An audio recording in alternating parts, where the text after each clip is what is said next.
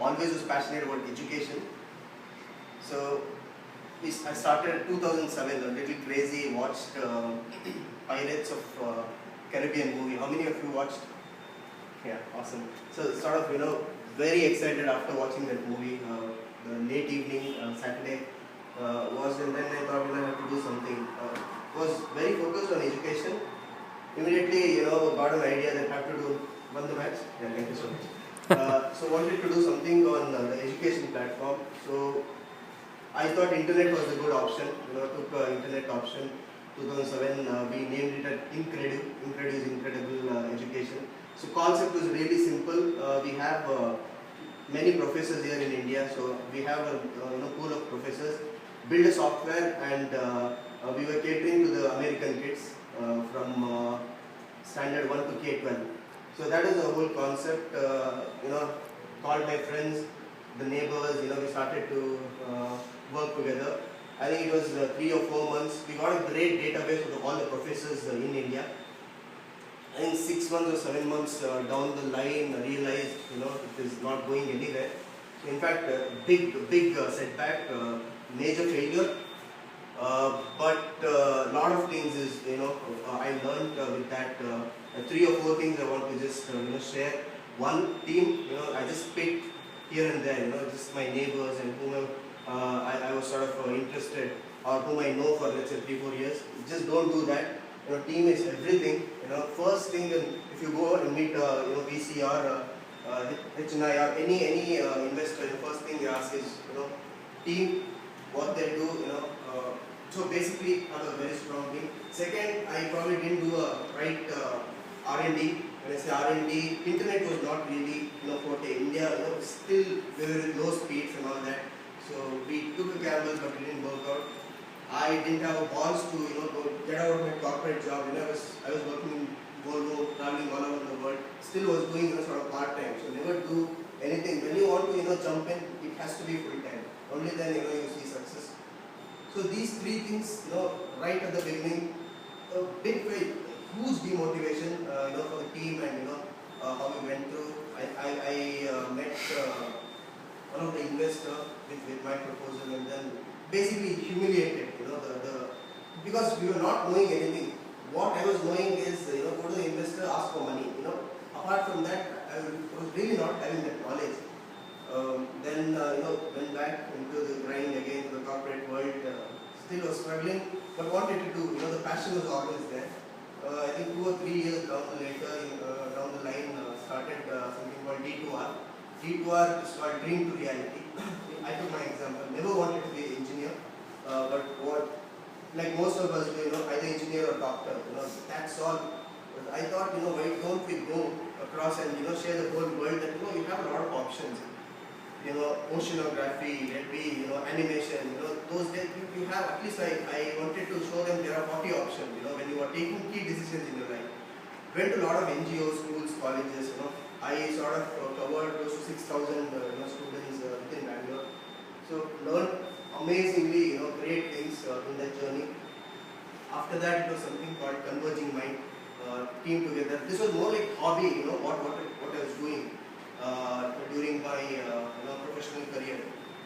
This was more of taking school kids to industry experience. We took them to Wipro and Infosys campus, gave them the company exposure. So very simple things.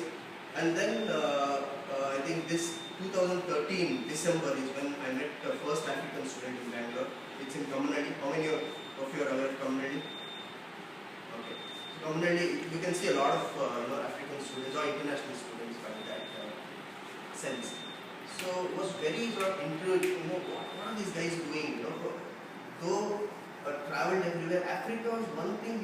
That at least Indians, we don't know so much. It's first of all a vast continent, 54 countries, completely different from each other, and 1.2 billion people, and 4 out of 10 fastest growing economies in the world, is from Africa.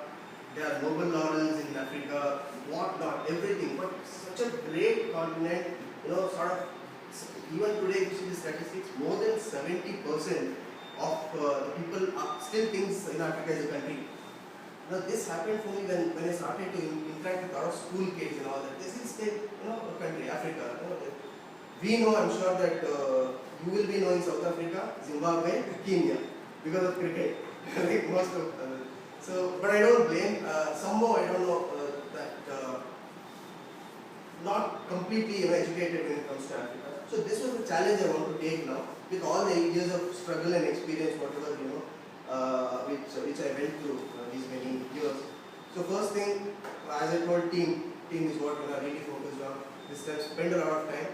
So when I met first guy in Kamranali, it was over coffee. We started to discuss about why are you coming here, how is the weather like, and started to discuss about and then he came here for education, and then looked into he was sort of he was not that happy.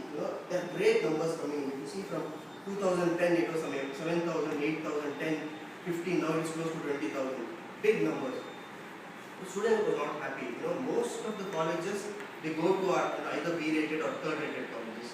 They pay somewhere at $8,000, $9,000, and then they come here. Unfortunately, what I saw was quite disturbing. When I said disturbing, I went across with a lot of colleges, started to understand what is going on.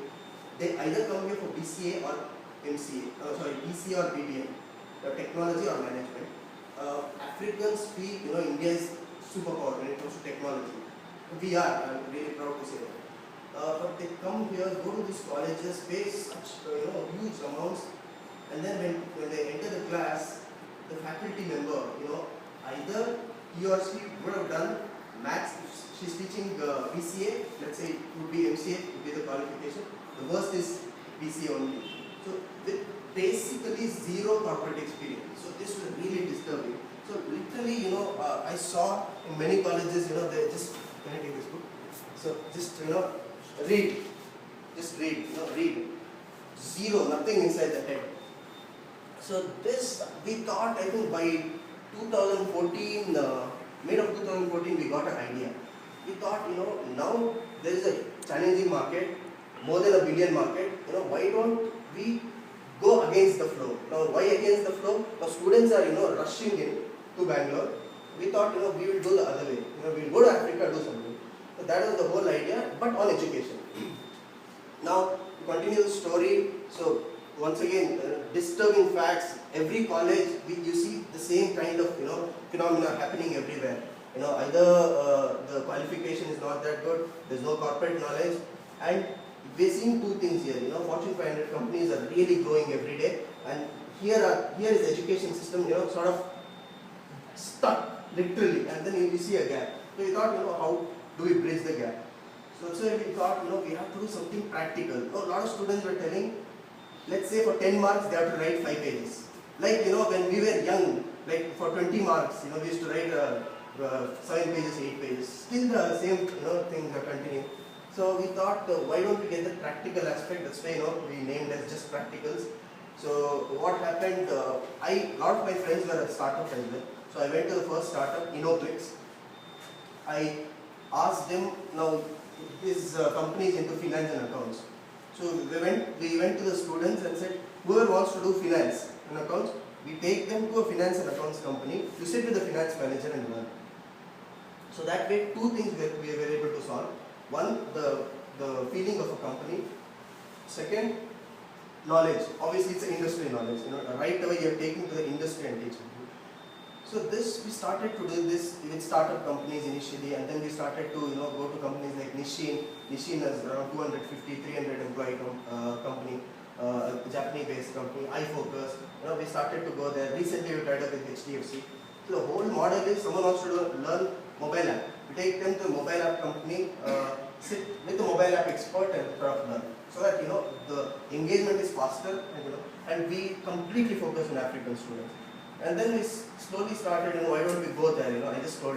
So we're already, we have our active members in Rwanda, Ivory Coast, Congo, Brazzaville, Kenya. So at least 6 countries, we have our partners ready. So this is what we do. Coming to, I think, we did a lot of research. When I said what I learned from my earlier experience, one, the team. Second thing is we didn't spend enough time on